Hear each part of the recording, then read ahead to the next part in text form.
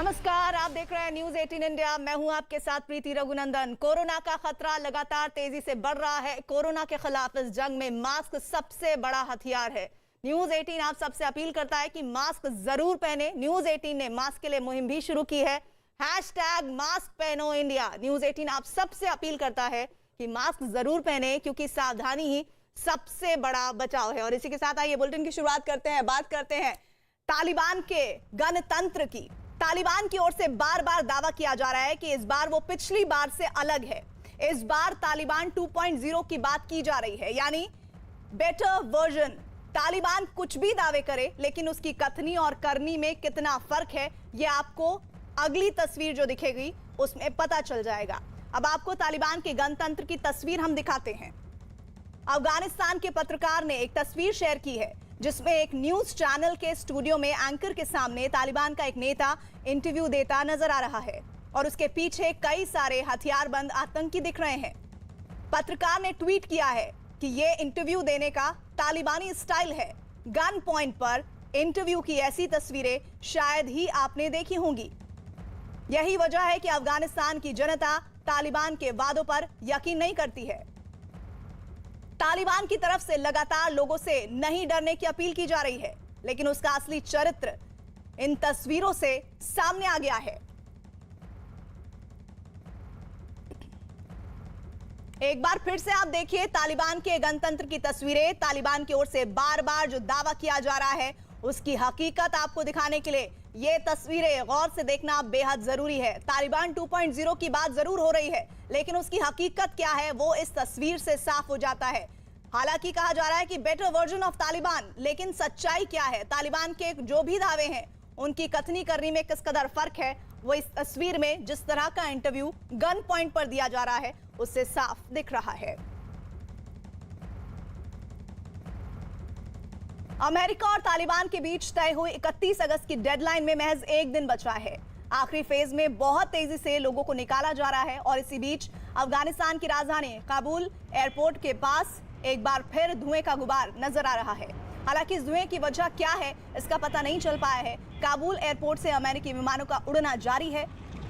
बताया जा रहा है कि अभी काबुल एयरपोर्ट पर करीब 45,000 लोग मौजूद हैं।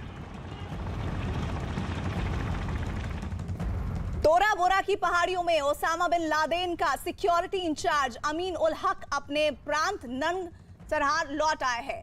अफगानिस्तान में तालिबान के कब्जे वाले ओसामा बिन लादेन का सिक्योरिटी इंचार्ज की वापसी हुई है। अफगानिस्तान के पत्रकार बिलाल सरवारी ने वीडियो ट्वीट किया है और ये जानकारी दी। अमीन उल हक को देखते ही कुछ लोग उससे हाथ मिलाने और सेल्फी खिंचवाने के लिए पहुंच गए। तोरा बोरा की पहाड़ियां कभी अलकायदा का गढ़ हुआ करती थीं। अमीन 80 के दशक में ओसामा के करीब आया था और फिर वो उसी के साथ रहने लगा। तो ये तस्वीर आपको हम दिखा रहे हैं। तोरा बोरा की पहाड़ियों में ओसामा बिन लादेन का सिक्योरिटी इंचार्ज अमीन उल हक अपने प्रांत लौट आए हैं और अफगानिस्तान पर तालिबान के कब्जे के बाद ओसामा बिन लादेन का सिक्योरिटी इंचार्ज, इसकी वापसी की तस्वीरें। अफगानिस्तान के पत्रकार बिलाल सरवारी ने वीडियो ट्वीट कर यह जानकारी दी है। अमीन उल हक को देखते ही कुछ लोग उससे हाथ मिलाने और सेल्फी खिंचवाने के लिए पहुंच गए। तोरा बोरा की पहाड़ियां कभी अलकायदा का गढ़ हुआ करती थीं और अफगानिस्तान पर तालिबान के कब्जे के बाद हालात किस कदर बदतर हो गए हैं, इसका अंदाजा इसी बात से लगाया जा रहा है कि तालिबान के खौफ से लोग बड़ी संख्या में काबुल एयरपोर्ट पर डटे हुए हैं। अफगानिस्तान के लोग इस मुश्किल हालात में, इसका अंदाजा इन तस्वीरों से लगाइए आप, किस कदर परेशान हैं। बच्चे से लेकर बड़े सभी दूध, खाना और पानी तक के लिए तरसते दिख रहे हैं। भूखे लोगों के सामने खाने का कुछ भी आता है तो वो उस पर टूट पड़ते हैं। ऑस्ट्रेलिया का एक एनजीओ लोगों के बीच खाना बांटने पहुंचा तो वहीं संख्या में बड़ी तादाद में लोग इकट्ठा हो गए, गाड़ी तक पहुंचे और खाना लेने की कोशिश करने लगे।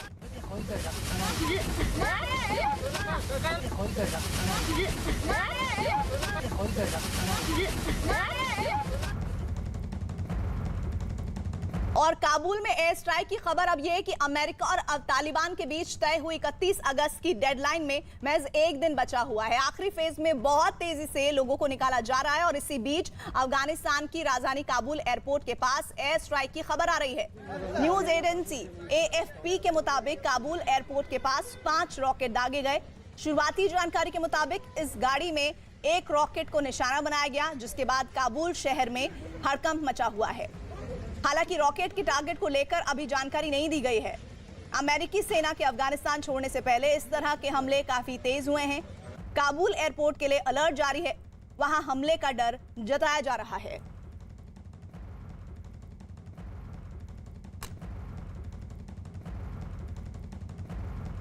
और तालिबान ने पूरे अफगानिस्तान में कब्जा जमाया हुआ है, लेकिन पंजशीर नाम के प्रांत में तालिबान नहीं घुस पाए हैं। उनकी वजह यह है कि national resistant front of Afghanistan, जिसे NRF के नाम से भी जाना जाता है, पंजशीर में इसी संगठन के लड़ाकों ने तालिबान को रोक रखा है। न्यूज 18 के जावेद मंसूरी ने इसी संगठन के प्रवक्ता फहीम दश्ती से खास बातचीत की है। फहीम दश्ती ने पंजशीर के हालात पर तालिबान से बातचीत और तालिबान के साथ टकराव पर जावेद मंसूरी से लंबी बातचीत की है। देखिए न्यूज 18 की ये वर्ल्ड एक्सक्लूसिव रिपोर्ट। फहीम साहब, न्यूज़ 18 इंडिया पर आपका बहुत बहुत स्वागत है। सबसे पहले हम समझना चाहेंगे कि अभी क्या ताज़ा हालात हैं पंजशीर के, क्योंकि आप लगातार मुकाबला कर रहे हैं तालिबान का। Thanks for having me. In fact, there was no any clash so far. Taliban did not attempted to break the war, and we are not willing to break the war. Our intention is to give a chance for negotiation, peace. We want to enter a very serious and deep and detailed negotiation with Taliban, as a result of which we are looking to ensure the future of Afghanistan, as well as the future of the people of Afghanistan. We want to ensure the rights of the people of Afghanistan, rights of minorities, women's rights, human rights, freedom of, and the other values that we were fighting for it for the last 40 years.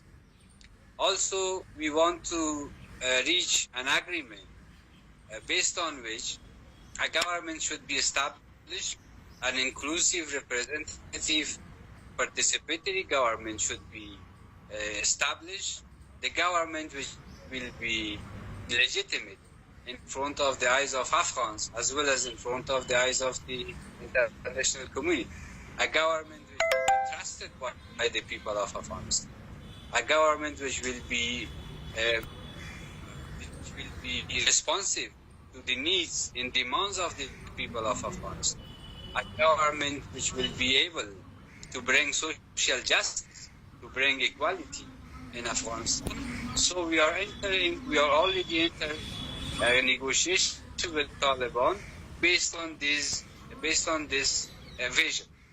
But if Taliban are not accepting this, and if they want to break the war, so we are ready to fight, not fight for Panjshir, not fight to defend Panjshir, but from Panjshir for the rest of the Afghanistan.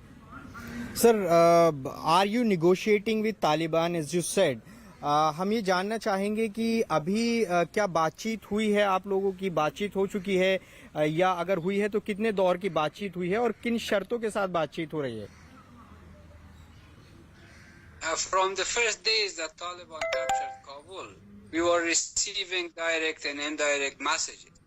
And after a few days, they have sent a delegation to negotiate here with the leaders of the National Resistance Front of Afghanistan. And then 3 days ago, a delegation from our side was going to a neighboring province of Panjshir. We call it Parwan province, and the negotiations happened there. And after that, another delegation of Taliban came to Panjshir. So the negotiation is going on. I cannot go to the details. This is not the time to talk about the details. But there is no conditions from our side. There is a vision that I have already explained to you. We are entered the negotiations based on that vision. Sir मेरा अगला सवाल है, आप कह रहे हैं कि delegation बातचीत के लिए तय हुआ है, तो क्या अहमद मसूद भी उस डेलीगेशन का हिस्सा होंगे? No, of course not. There's other people who are part of that negotiation. There are some former officials of the government, ministers, MPs, and so on and so forth. Also, those who are member of that delegation that were representing us, the National Resistance Front of Afghanistan, they are a combination of people from different provinces. They are not only from Panjshir or not only Panjshiris. There are people, there are representatives from Parwan, from Kabisa, from Takhar, from Baghlan, from Badakhshan, from other provinces. So it's a wide-based group of delegation. Sir ये सवाल है कि अगर बातचीत होती है और किसी नतीजे पर आप किसी कंक्लूजन पर पहुंचते हैं, तो क्या एनआरएफ भी जो तालिबान की सरकार होने वाली है अफगानिस्तान में, क्या उसमें हिस्सेदारी होगी आपकी? If the negotiations lead to a result, then we shouldn't say that Taliban Sarkar or Taliban government. That will be an exclusive government, a government which all Afghans from different ethnic groups as well as different political backgrounds should be part of that government. Then it doesn't mean that that's a Taliban government and we are taking part on that. No, that will be an exclusive government that all the different sides, all the different ethnic groups, including Taliban, will be part of. And sir ये बताएं कि अभी तक क्या कोई जिस तरह की खबरें आ रही थी कि तालिबान पंजशीर की तरफ बढ़ रहा है लगातार और आप लोग रेसिस्ट कर रहे हैं, तो क्या अभी कोई क्लैश आप लोगों के बीच में हुआ है? क्या इस पर कोई आप बातचीत करना चाहेंगे? क्या कोई तालिबान और रेसिस्ट फोर्स के बीच में कोई अभी तक क्लैश हुआ है? I think there were some videos spread it in the national media as well as the international media that Taliban have entered Panjshir. No, that video is fake. Taliban even did not attempt to enter Panjshir, and this is why no clashes has been happened yet. And sir अब जिस तरह के काबुल में हालात बने हैं, अभी हमने देखा रिसेंटली काबुल एयरपोर्ट पर एक बड़ा अटैक भी हुआ, टेररिस्ट अटैक, तो आप क्या मानते हैं ये किस तरह से ISIS खुरासान ने इसकी जिम्मेदारी ली है? तो क्या कहाँ चूक हुई है? तालिबान कह रहा था कि वो लगातार सुरक्षा देगा, लेकिन 200 के करीब लोग वहां पर मौत हुई है। इस पर क्या कहना है आपका? I think that will raise two big questions. First, Taliban have promised to bring security for all the people of Afghanistan, and they have failed. And there were attacks, and lots of people of Afghanistan have been killed, and lots of others have been wounded.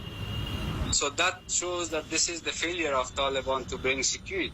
From other hand, Taliban has promised to the United States and its allies that they will not let any terrorist groups to make any operation against the interest of US and its allies.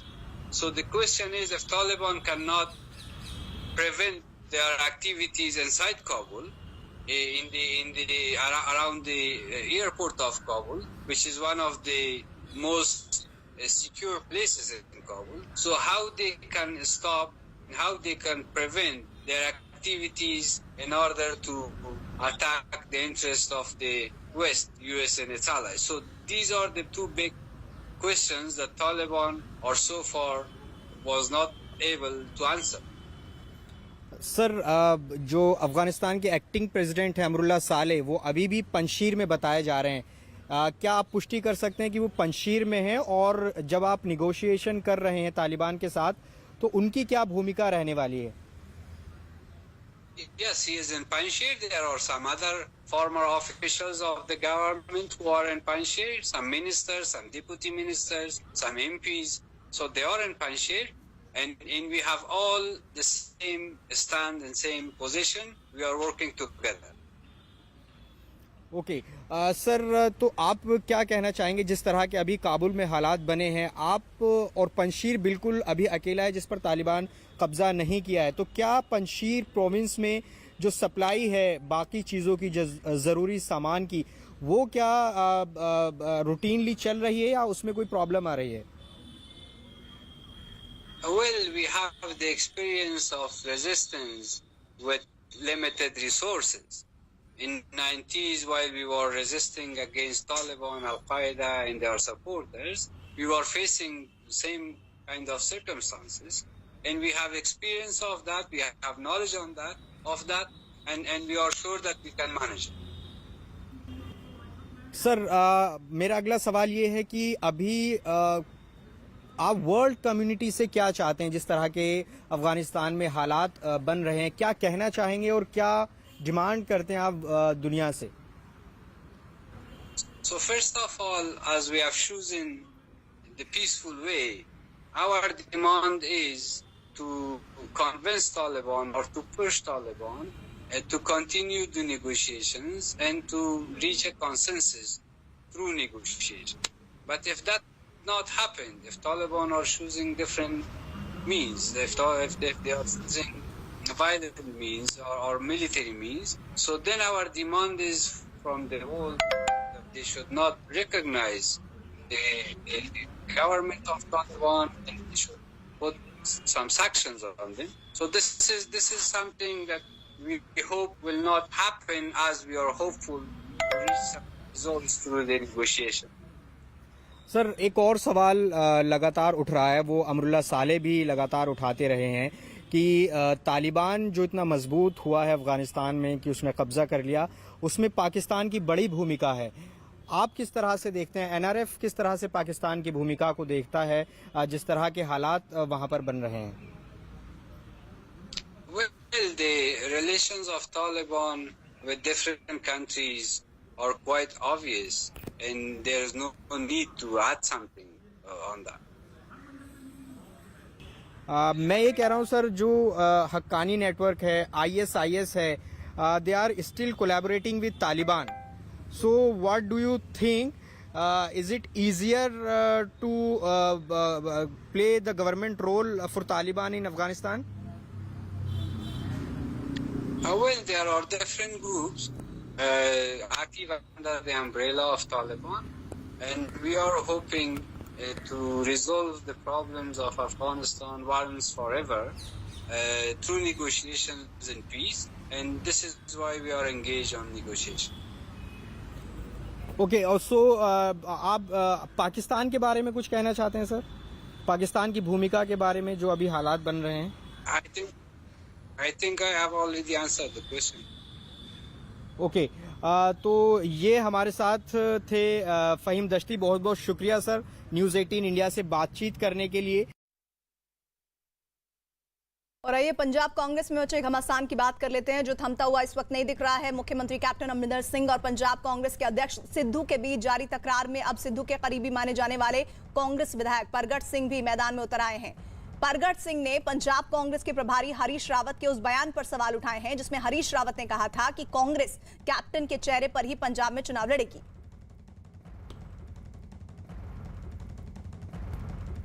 ਕਿ 2 ਮਹੀਨੇ ਪਹਿਲਾਂ ਇਹ ਜਿਹੜੀ Kharge committee ਬਣੀ ਸੀ ਜਿਹਦੇ ਵਿੱਚ ਅਸੀਂ ਸਾਰੇ ਪੇਸ਼ ਵੀ ਹੋਏ ਸੀ ਤੇ ਉਦੋਂ ਇਹ ਡਿਸਾਈਡ ਹੋਇਆ ਸੀ ਵੀ ਇਹ ਜਿਹੜੀਆਂ ਚੋਣਾਂ ਹੈਗੀਆਂ ਇਹ ਮਿਸਿਸ ਸੋਨੀਆ ਗਾਂਧੀ ਜੀ ਔਰ ਰਾਹੁਲ ਗਾਂਧੀ ਜੀ ਦੀ ਅਗਵਾਈ ਵਿੱਚ ਲੜੀਆਂ ਜਾਣਗੀਆਂ. ਇਹ ਤਾਂ ਹੁਣ ਰਾਵਤ ਜੀ ਦੱਸ ਸਕਦੇ ਆ ਵੀ ਇਹ ਜਿਹੜੀਆਂ ਚੋਣਾਂ ਜਿਹੜੀਆਂ ਉਹ ਕੈਪਟਨ ਅਮਰਿੰਦਰ ਸਿੰਘ ਦੇ ਜੇ ਉਹਨਾਂ ਦੀ ਅਗਵਾਈ ਦੇ ਵਿੱਚ ਲੜਨੀਆਂ ਤੇ ਡਿਸੀਜਨ ਕਦੋਂ ਹੋਇਆ. दरअसल परगट सिंह के बयान पर पंजाब कांग्रेस के प्रभारी हरीश रावत ने क्या कहा है, उसे सुनना भी अहम है. पंजाब कांग्रेस में विवाद खत्म होने का नाम नहीं ले रहा है. अब जो सीनियर विधायक वहां पर परगट सिंह है, उनका ये कहना है कि जब बात ये तय हुई थी कि राहुल गांधी सोनिया गांधी के नाम पे इलेक्शन होगा, तो ऐसे में अमरिंदर सिंह के नाम पे इलेक्शन क्यों होगा, और हरीश रावत जी ने कैसे ये बात तय कर दी कि अमरिंदर सिंह के नाम पे इलेक्शन होगा. इसको लेकर पंजाब में फिर से राजनीति गरमाई है. मेरे साथ हरीश रावत मौजूद है, उनसे पूछते हैं. सर, परगट सिंह ने फिर इस पे ऐतराज जताया कि आपने कैसे किया. मैं पार्टी के लोगों से मीडिया के माध्यम से संवाद नहीं करता, क्योंकि एक गलत परंपरा हो जाएगी. इतना ज़रूर है कि राहुल जी सोनिया जी के नाम से तो हम और प्रियंका जी के नाम से चुनाव लड़ेंगे ही लड़ेंगे. वो तो हमारी पहचान है, वो हमारे नेता हैं। और हम जो स्थानीय पहचाने हैं, जैसे कैप्टन अमरिंदर सिंह हैं और नवजोत सिंह सिद्धू जी हैं, इन सबके नाम पर भी लड़ेंगे। बल्कि प्रगट सिंह जी का नाम भी हम उपयोग में लाएंगे, क्योंकि वो हॉकी के हमारे कैप्टन रहे हैं और उन्होंने देश का नाम ऊंचा किया है, तो उनके नाम पे भी लड़ेंगे।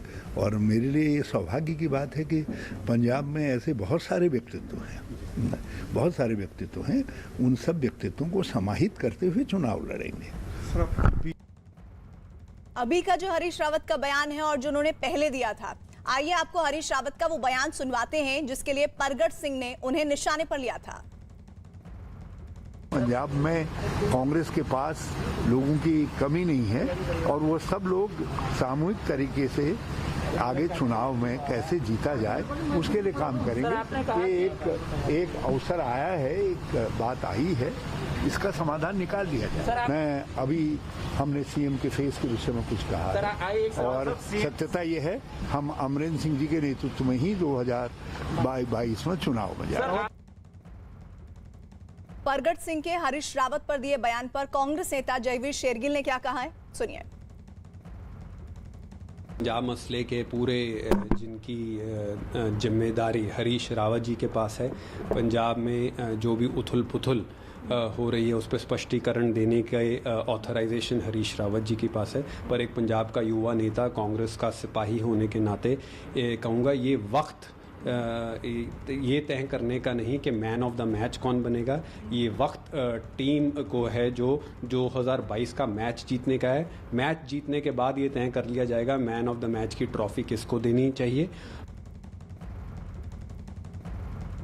पर जयवीर शेरगिल शायद ये भूल गए हैं कि अभी जो स्थितियां बनी हुई हैं उसमें मैन ऑफ द मैच की तो स्थिति बनती हुई नहीं दिख रही है पंजाब कांग्रेस में। और पंजाब में जिस तरह से इलेक्शन से पहले इस तरह के हालात बन रहे हैं उसमें समझिए कि किस तरह से मुसीबत पंजाब कांग्रेस की बढ़ने वाली है। और सबसे बड़ी बात यह कि अभी की जो लेटेस्ट न्यूज है पंजाब कांग्रेस से ताल्लुक रखती हुई ये कि घमासान व थमता हुआ दिख नहीं रहा है। हुआ ये है कि पंजाब कांग्रेस के अध्यक्ष सिद्धू के बीच जो जारी तकरार थी कैप्टन अमरिंदर के साथ वो और बढ़ गई है। और सिद्धू के जो करीबी हैं प्रगट सिंह, उन्होंने कहा है कि आखिर हरीश रावत ने कैसे कह दिया कि कैप्टन के अगुवाई में चुनाव लड़ने जा रही है पार्टी।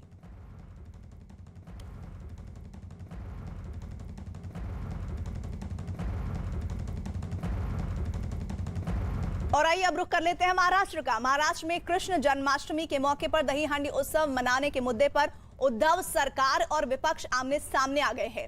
राज्य सरकार ने कोरोना की तीसरी लहर की आशंका को देखते हुए दही हांडी उत्सव मनाने पर रोक लगा दी थी, लेकिन सरकार के इस फैसले के बाद राज्य की सियासत में उबाल आ गया है। बीजेपी और राज ठाकरे की पार्टी एमएनएस ने राज्य की उद्धव ठाकरे सरकार पर हिंदू विरोधी होने का आरोप लगाते हुए दही हांडी उत्सव मनाने का ऐलान किया है।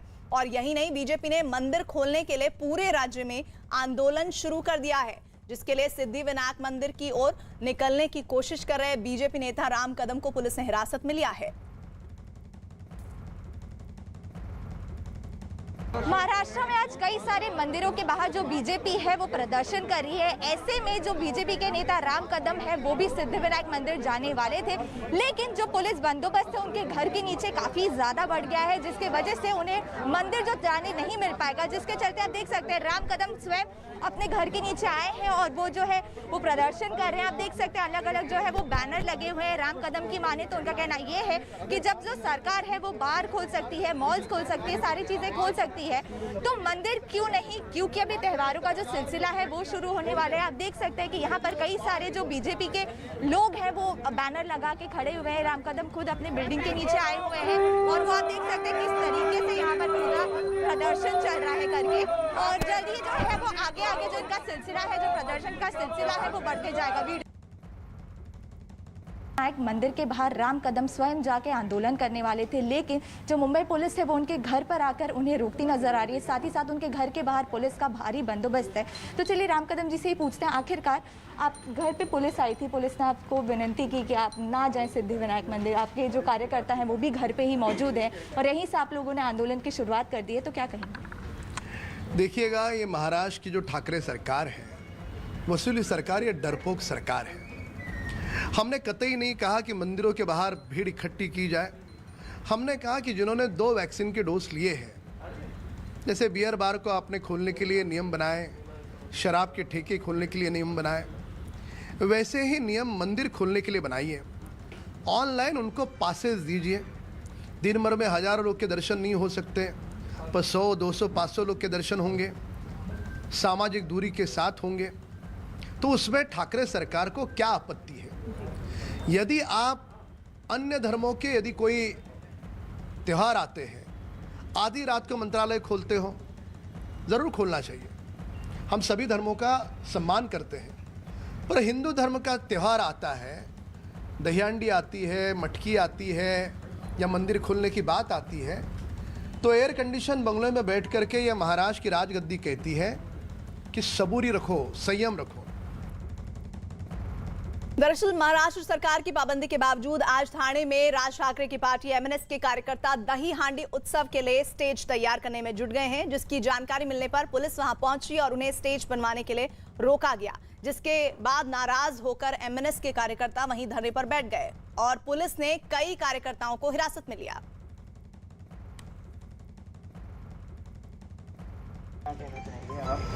देखिए, महाराष्ट्र में उद्धव जी सिर्फ हिंदुत्व का नाटक करते हैं, उनमें हिंदुत्व 0% बाकी रह गया है, बराबर है।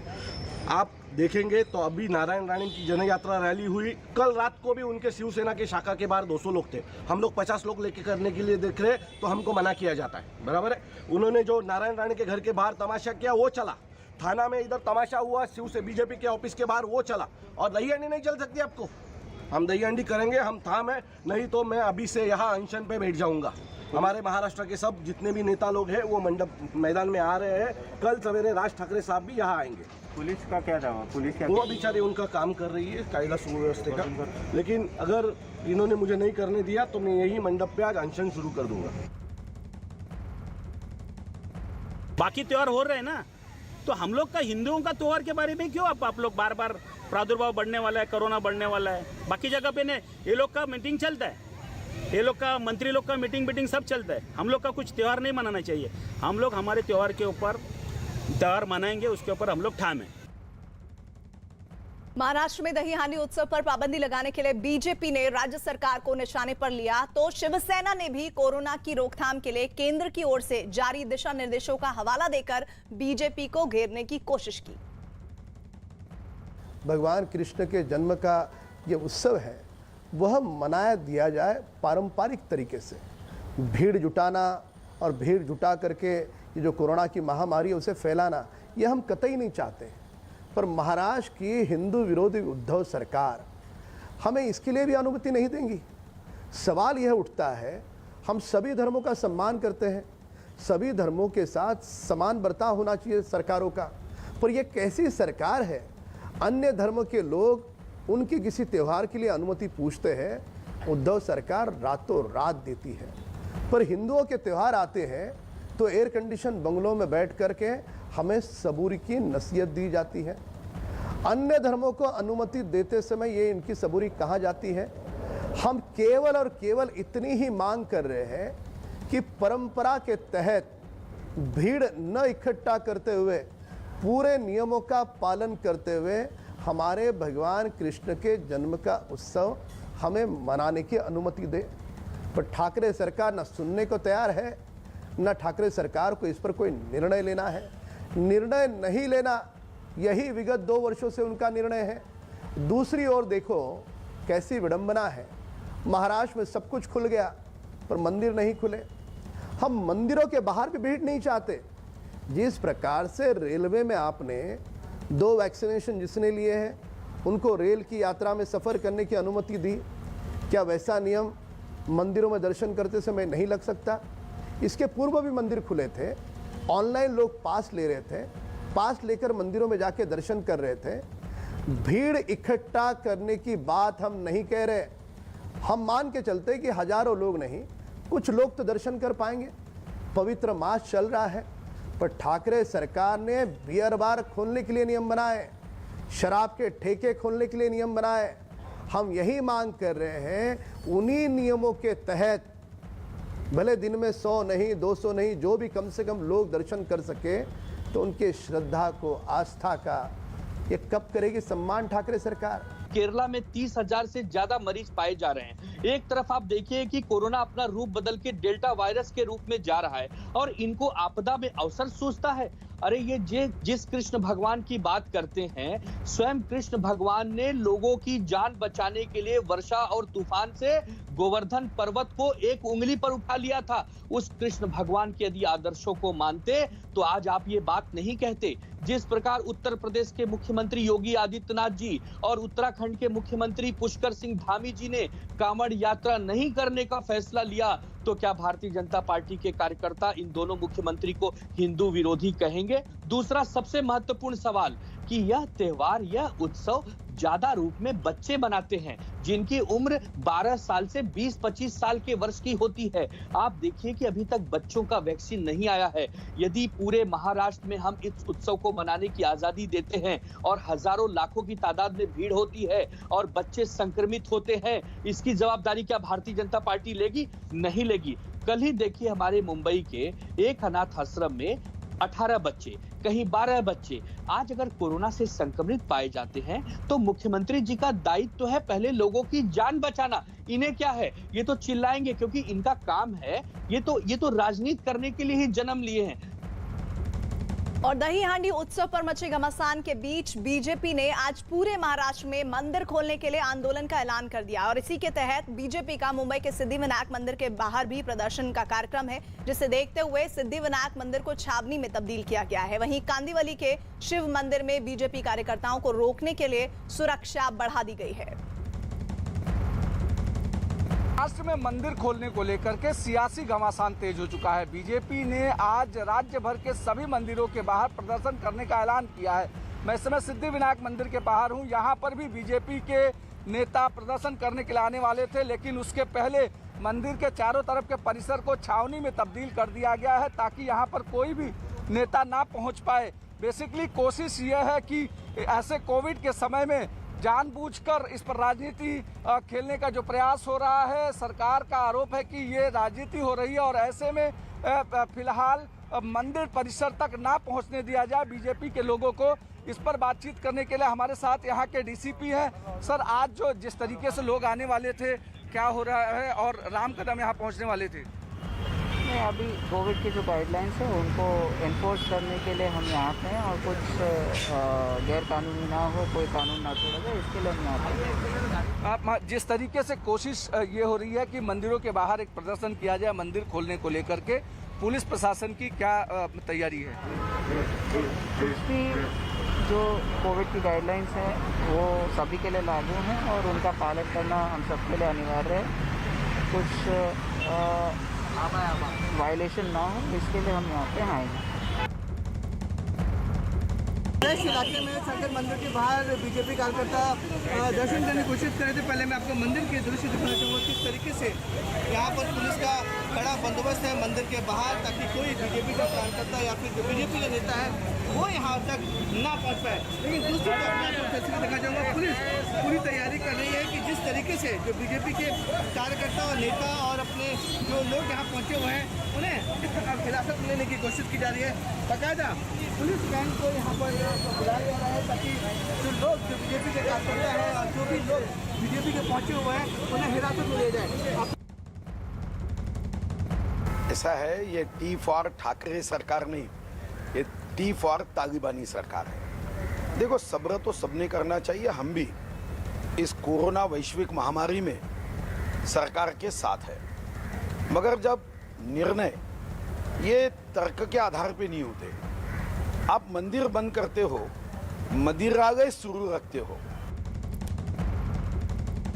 उधर महाराष्ट्र की दूसरी जगहों पर भी मंदिर खोलने की मांग को लेकर बीजेपी ने प्रोटेस्ट किया है। नासिक में बीजेपी नेता आचार्य तुषार भोसले की अगुवाई में बीजेपी कार्यकर्ताओं ने प्रदर्शन किया, तो पंढरपुर में भी बीजेपी कार्यकर्ता मंदिर खोलने की मांग पर सड़कों पर उतरे दिखे। नासिक और पंढरपुर की तस्वीरें जहां पर बीजेपी के कार्यकर्ता प्रदर्शन कर रहे हैं, प्रोटेस्ट कर रहे हैं और उनकी मांग यही है कि मंदिरों को खोला जाए, क्योंकि बाकी बहुत सारी ऐसी चीजें हैं जिन पर पाबंदी होनी चाहिए, लेकिन जब उन्हें खोला जा सकता है तो फिर मंदिरों पर यह पाबंदी क्यों?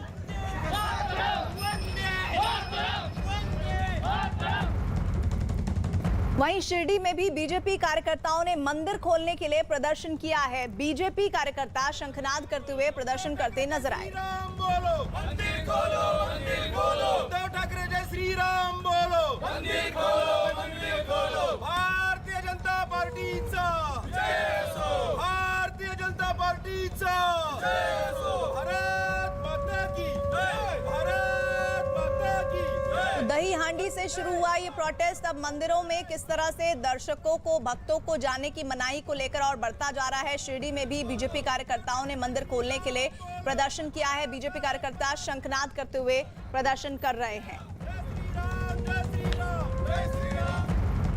और एक बड़ी खबर यह कि उत्तर प्रदेश के मुख्यमंत्री योगी आदित्यनाथ आज फिरोजाबाद दौरे पर पहुंचे, जहां उन्होंने बुखार की वजह से अस्पताल में बच्चे जो भर्ती थे उनका हाल जाना।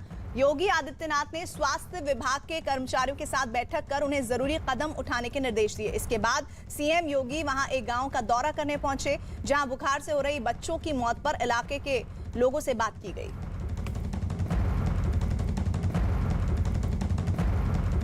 कुल मिलाकर के जो घर में या अन्य क्षेत्रों में मौतें हुई हैं वो लगभग 32 बच्चों की और 7 एडल्ट मौत होने का पूरा वो है।